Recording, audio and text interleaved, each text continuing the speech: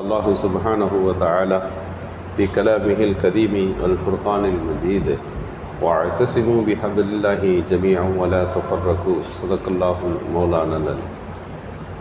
மேலான அல்லாஹுவின் நல்லடியார்களே, அல்லாஹு சுப்ஹானஹு வ தஆலா லா இலாஹ இல்லல்லாஹ் என்கின்ற கலிமாவின் மூலமாக நம்மை எல்லாம் ஒன்றிணைத்திருக்கின்றான். இந்த உம்மத்திற்கு பெயரே உம்மத்தே முத்தவசித்தா, ஒரு நடுநிலைமையான உம்மத்து. எல்லா சமூகமும் பல்வேறு விதமான இஃப்ராத் தஃப்ரீத் என்கின்ற வரம்பு மீறுதல் என்கின்ற ஒன்றிலே ஒரு கூட்டம், இன்னொரு கூட்டம் ரொம்பவும் சட்டம் இல்லாத ஒரு பண்பு. இந்த ரெண்டுக்கும் மத்தியில் இஸ்லாம் என்பது நடுநிலைமையான மார்க்கம். யூத சமூகத்தில் மிக கடுமையான சட்டத்திட்டங்கள் இருந்தது. அதே நேரத்தில் கிறித்துவ சமூகமான அந்த மக்களுக்கு மத்தியில் ரொம்பவும் சட்ட தளர்வுகள் இருந்தன. இந்த இரண்டுக்கும் மத்தியிலே தான் இஸ்லாம் நடுநிலைமையான மார்க்கம். எல்லாவற்றிலும் இஸ்லாம் நடுநிலைமையை அது பார்க்கிறது, நெகிழ்வு தன்மை கொண்டது. ஒரே சட்டம் எல்லா நேரத்துலையும் அப்படித்தான் என்ற சூழ்நிலையிலிருந்து கொஞ்சம் மாற்றம். ஊரில் இருந்தால் ஃபர்லு தொழுகை 4 ரக்காயத்து. அதுவே நீங்கள் பயணத்தில் இருக்கிறீங்க அப்படின்னா இந்த பயணத்தின் சோர்வு களைப்பு அல்லாஹ் அதை கவனத்தில் எடுத்துக்கொள்ளுகிறான். நீ 2 ரக்காயத்தாக தொழுதா போதும்.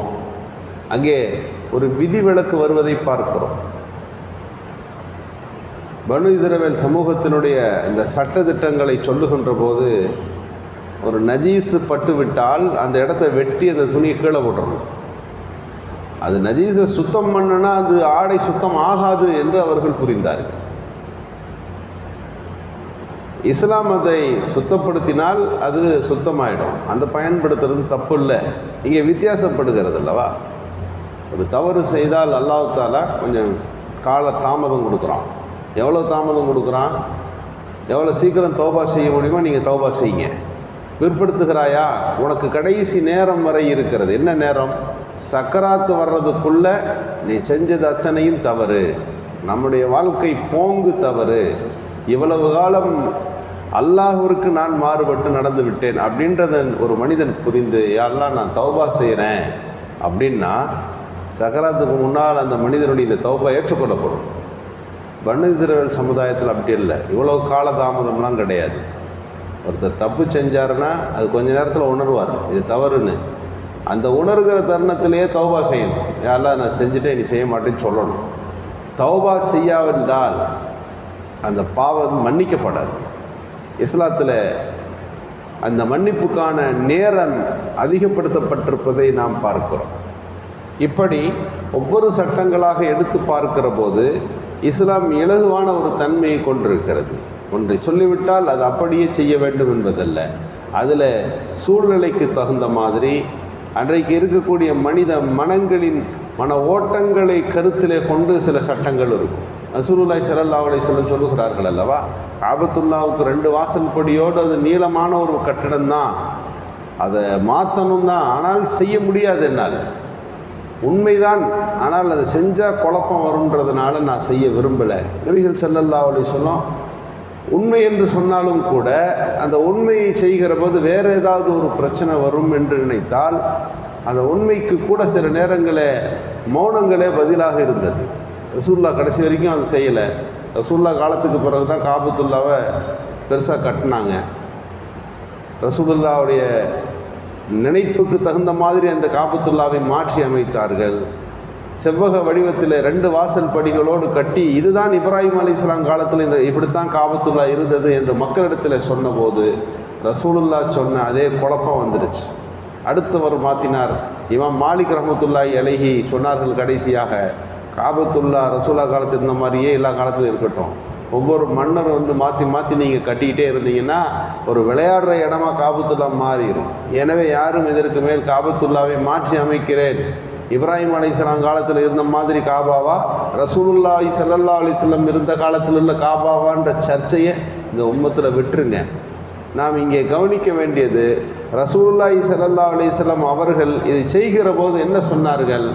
மக்கள் இப்போ தான் எல்லாம் சரியாகி வந்திருக்கிறாங்க, இப்போ நான் காபத்துல்லாவை மாற்றினேன்னா ஒரு குழப்பம் வரும், அது உண்மைதான், ஆனாலும் செய்ய மாட்டேன்.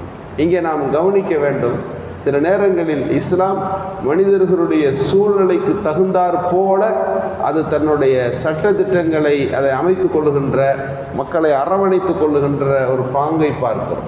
லா யுகல்லிஃபுல்லாஹு நஃப்ஸன் இல்லா உஸாஹா. மனித சக்திக்கு மீறி அவர்களை நாம் கஷ்டப்படுத்த மாட்டோம். இதுதான் குர்ஆனுடைய கருத்து. லா யுகல்லிஃபுல்லாஹு நஃப்ஸன், எந்த ஒரு ஆத்மாவையும் நாம் சக்திக்கு மீறி சோதிக்க முடியாது. அவங்களுக்கு என்ன முடியுமோ அது, இவ்வளோதான் என்னால் முடியும்.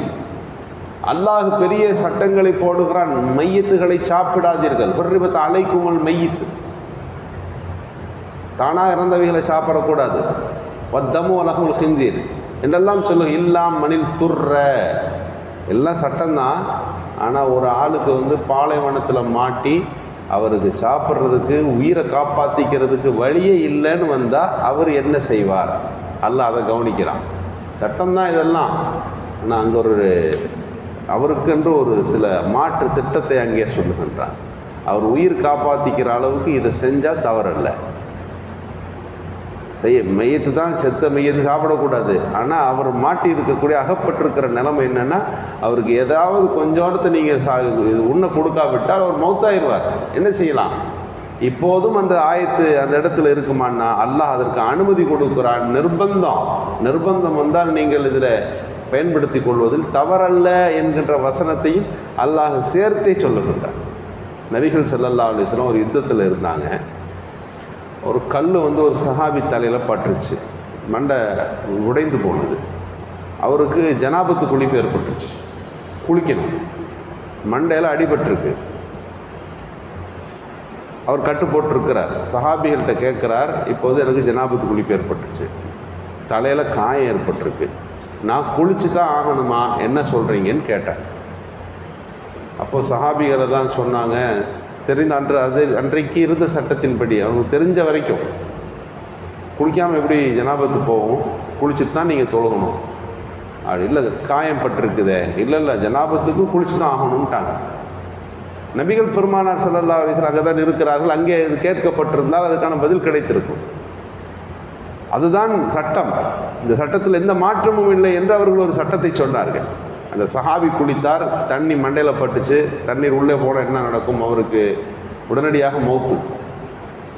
சஹாபிகள் ரசூலுல்லாஹி ஸல்லல்லாஹு அலைஹி வஸல்லம் இடத்துல சொன்னபோது ரசூலுல்லாஹி ஸல்லல்லாஹு அலைஹி வஸல்லம் சொன்னார்கள், ஏன் அவரை கொன்னுட்டீங்க? உங்கள்கிட்ட தெரியாததை உங்களிடத்தில் ஒருவர் கேட்கிறார் என்றால் உங்களுக்கு தெரிந்தால் நீங்கள் பதில் சொல்லணும். என்னிடத்தில் நீங்கள் கேட்டிருக்கலாம் இல்லையா? அவரை நீங்கள் தவறான ஒரு பதிலை சொல்லி அவரை கொன்று விட்டீர்கள். அடிபட்டிருந்தால் அந்த இடத்துல மசகு செஞ்சால் போதும். அடிபட்ட இடத்துல ஒரு பட்டையை கட்டி, ஒரு துணியை கட்டிட்டு அவர் தயமம் செய்திருந்தாலே அவருக்கு அந்த குளிப்பு நிறைவேறியிருக்கும். தண்ணி இல்லை, செய்கிறதுக்கு தண்ணி இல்லை, தயமம் செய்கிறோம் இல்லையா? அது மாதிரி தான் ஜனாபத்துக்கும் ஒருவர் தயமம் செய்தால் அந்த தயமம் ஜனாபத்து குளிப்பாக கருதப்படும். நிர்பந்தத்திற்கு குளித்துத்தான் ஆக வேண்டும் என்பது அதற்கான சூழ்நிலை இருக்கிற போது, குளிக்கவே முடியாது என்று ஒருவருக்கு இருந்தால் அவருக்கு தயமம் அந்த இடத்துல வந்துவிடும். இவ்வளவுதான் சட்டம். இஸ்லாம் இலகுவானது என்று நபிகள் ஸல்லல்லாஹு அலைஹி வஸல்லம் அங்கே சொல்லுகின்ற காட்சிகளை பார்க்கிறோம். ஆக மார்க்கம் என்பது ஒரு நடுநிலைமையானது. அது சட்டத்திட்டங்கள், மனிதர்கள் எல்லா சூழல்களையும் கருத்தில் கொண்டு அவர்களை அரவணைக்கக்கூடியது. நின்று தொழுக முடியலாட்டி நீங்கள் உட்காந்து தொழுகுங்க, பிரச்சனை இல்லை என்று மார்க்கம் அவர்களை, சட்டத்திட்டம் தொழுகை என்பது முக்கிய கடமை, அதிலும் சற்று இறங்கி நீங்கள் அதை நிறைவேற்றினால் நோன்பு வைக்க முடியல, அப்படியா வயசாயிடுச்சா விட்டுறலாம், பரவாயில்ல. நோயாளியாக இருக்கிறீங்களா, பயணியாக இருக்கிறீங்களா, ரமலானில் தான் வைக்கணுன்றதில்லை, இதை கலா செஞ்சு அடுத்த நாள் வைங்க, அடுத்த மாதம் வைங்க என்று மார்க்கத்தினுடைய சூழல்கள் நம்மை அரவணைப்பதை பார்க்கிறோம். எனவே அல்லாஹ் நம்மீது காட்டியிருக்கக்கூடிய கிருபைகளையும் சலுகைகளையும், நமக்கு தரப்பட்டிருக்கிற அந்த வாழ்க்கை வழிமுறைகளையும் முழுமையாய் பின்பற்றி நடக்கின்ற நல்ல தௌஃபீக்கை அல்லாஹ் நல்குவானாக. சுப்ஹானல்லாஹ்.